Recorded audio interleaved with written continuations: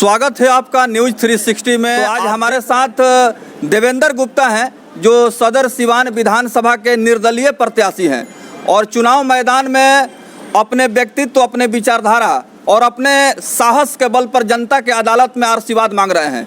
आइए जानते हैं देवेंद्र गुप्ता सिवान सदर विधानसभा के मतदाता मालिकों से क्या अपील कर रहे हैं। आपका बहुत बहुत स्वागत है हमारे चैनल में सर। बहुत बहुत धन्यवाद आपको और आपके सभी दर्शकों को मेरा प्यार भरा नमस्कार है।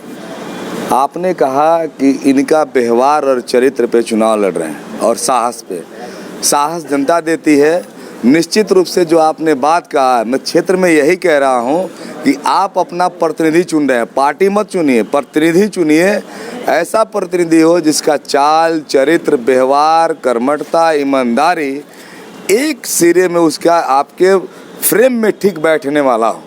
और मैं इसी के बल पे, अपने चरित्र, अपने बल, अपने ईमानदारी, अपनी कर्मठता, व्यवहार के बल पर जनता की अदालत में हूँ। सिवान सदर विधानसभा की बात करें तो इस बार बहुत सारे ऐसे प्रत्याशी हैं जो चुनावी मैदान में हैं, निर्दलीय प्रत्याशी भी हैं जो आज़ाद उम्मीदवार के हैसियत से जनता के अदालत में हाजिरी लगा रहे हैं। देवेंद्र गुप्ता की बात करें तो भारतीय जनता पार्टी के काफ़ी समर्पित कार्यकर्ता रहे। बजरंग दल के विचारधारा और इस संगठन को मजबूती प्रदान करने में इनकी महती और महत्वपूर्ण भूमिका रही।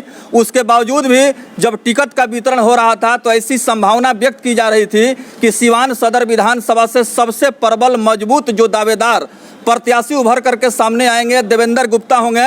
लेकिन भारतीय जनता पार्टी और एनडीए का जो गठबंधन है उन्होंने देवेंद्र गुप्ता को अपना उम्मीदवार नहीं बनाया। कारण क्या रहा ये तो आने वाला चुनाव का परिणाम ही बता पाएगा। लेकिन देवेंद्र गुप्ता से पूछना चाहेंगे कि जिस तरह से आप जमीनी कार्यकर्ता रहे भाजपा के और बजरंग दल के, क्यों आपको मजदूरी नहीं मिला?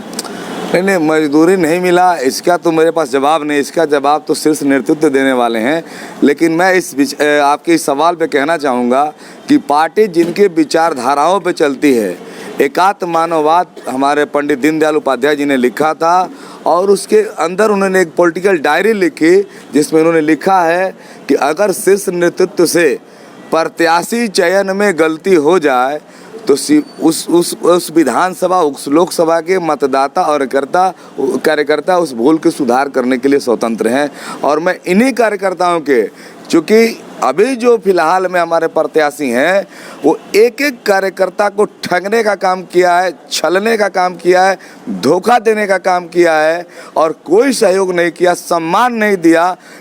और भारतीय जनता पार्टी के एक एक कार्यकर्ता केवल सम्मान के लिए जीता, पैसा के लिए नहीं जीता। हाँ, मुझे पता है कि ये प्रत्याशी अभी फ़िलहाल में पैसे बांटने में ज़रूर तेज हैं, लेकिन भारतीय जनता पार्टी का समर्पित कार्यकर्ता सम्मान का भूखा होता, पैसा उसको नहीं चाहिए। वो चाह रहे हैं कि मैं पैसे के बल पे सभी कार्यकर्ताओं को खरीद लूं। लेकिन एक एक कार्यकर्ता हमारा समर्थन कर रहा है, सहयोग कर रहा है और चुनाव में हम लोग विजय श्री पाने वाले हैं। भाजपा के पूर्व विधायक व्यासदेव प्रसाद भी निर्दलीय चुनाव मैदान में थे और उन्होंने बगावत करके खुद नॉमिनेशन भी किया था। लेकिन आज जो खबरें आ रही हैं, ये प्रमाणित मैं नहीं कर पा रहा हूं, लेकिन जो खबरें मिल रही हैं विश्वसनीय सूत्रों के माध्यम से, उसके हवाले से मैं दे रहा हूं कि उन्होंने बीजेपी को समर्थन दे दिया है। आपको क्या लगता है कि इस तरह की सूचना आपको मिल पाई है कि नहीं? नहीं, अभी तक तो ऐसी सूचना मुझे प्राप्त नहीं है। लेकिन कार्यकर्ताओं, समर्थकों के हृदय को ठेस कोई नहीं पहुंचा है। आपको अगर समर्थक और कार्यकर्ताओं ने आपको समर्थन दिया है, चुनाव लड़वाया है, चाहे मुझे जैसे लड़वाया है, मैंने पहले भी मीडिया के मित्रों से कहा था कि अगर मेरे समर्थक, मेरे मतदाता मुझे जो कहेंगे उस आधार पर हम निर्णय ले पाएंगे। तो मुझे इसकी जानकारी नहीं है, लेकिन मुझे लगता है कि वो कार्यकर्ता को प्रेम करने वाले ऐसा नहीं करेंगे।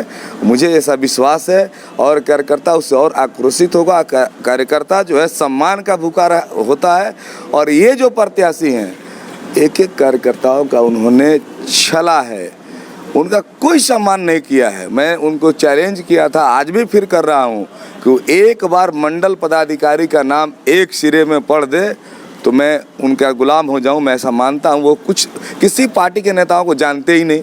हाँ, ऊपर के नेताओं को जानते हैं, जिनका सेटिंग गेटिंग वाला मामला वो तो जानते हैं, लेकिन जो निचला स्तर का कार्यकर्ता है, जो बूथ पर काम करता है, चुनाव के लिए लड़ता है, उनके प्रति उनका कोई सम्मान नहीं होता।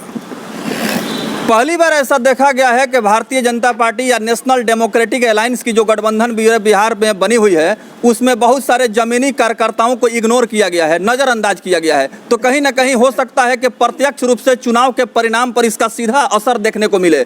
आइए देवेंद्र गुप्ता से जानते हैं कि सिवान सदर विधानसभा की जो वर्तमान सूरत हाल है, जो परिस्थितियाँ सामने आ रही है, इन तमाम परिस्थितियों का अगर हम लोग आकलन करें, समीक्षा करें, विश्लेषण करें तो किस तरह की तस्वीर उभर के सामने आ रही है?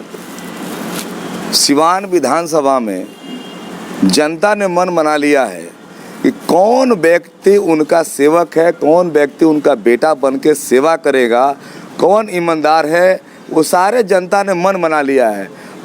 हमको लोगों ने आशीर्वाद देना शुरू कर दिया है। लोगों को लगने लगा है कि हमारा असली बेटा और सेवक देवेंद्र गुप्ता है और इसलिए मुझे स्नेह प्रेम मिल रहा है।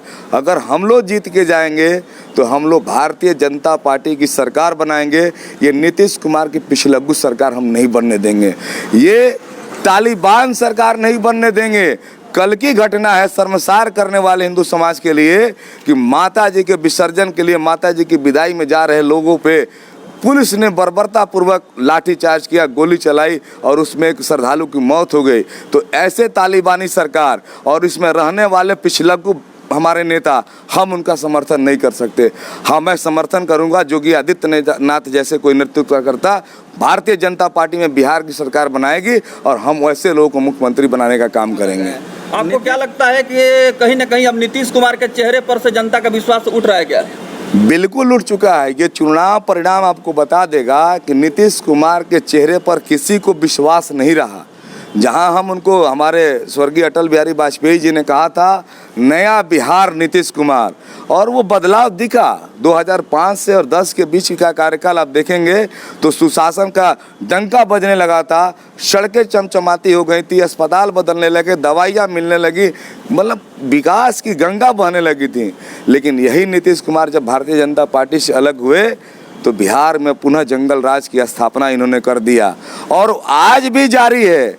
आज भी हत्याएं लगातार हो रही हैं, सीएसपी संचालक मारे जा रहे हैं, शिक्षक भूखे मर रहे हैं, कर्मचारी भूखे मर रहे हैं। बिहार में जंगल राज की पुनरावृत्ति खड़ी है। भ्रष्टाचार तो नाक के नीचे बह रही हर कोई के। शराबबंदी है लेकिन सबके घर शराब पहुंच रहा है।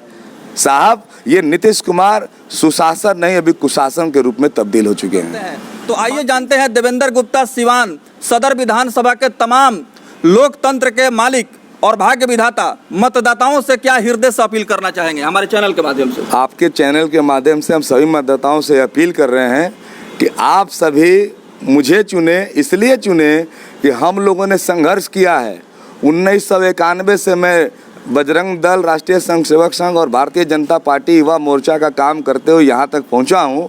और जो सामने का प्रत्याशी है, एक प्रत्याशी है भारतीय जनता पार्टी के, जिस समय ये सरकार जंगल राज वाली थी, राष्ट्रीय जनता दल और कांग्रेस मिल के थी, उसके सहभागी रहे। ये तो हाल फिलहाल भारतीय जनता पार्टी में मलाई चाटने आ गए।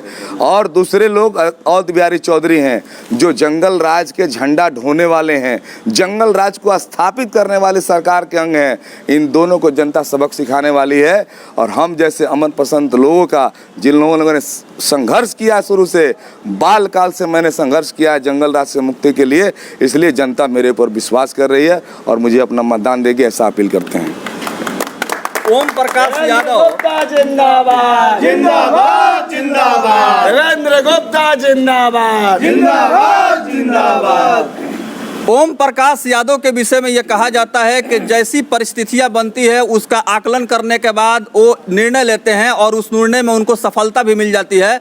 जब निर्दलीय चुनाव मैदान में जब लोकसभा में थे तो जनता ने उन्हें अपार जन समर्थन दे करके लोकसभा भेजने का काम किया। उस समय यूपीए गवर्नमेंट में वो शामिल हो गए। फिर उसके बाद से ओम प्रकाश यादव को प्रत्याशी बनाया गया, जो मोदी गवर्नमेंट में वो बतौर सांसद रहे। और इस बार जब उनका टिकट कट गया तो विधानसभा चुनाव लड़ने की लालसा हुई और टिकट लेने में भी कामयाब हो गए।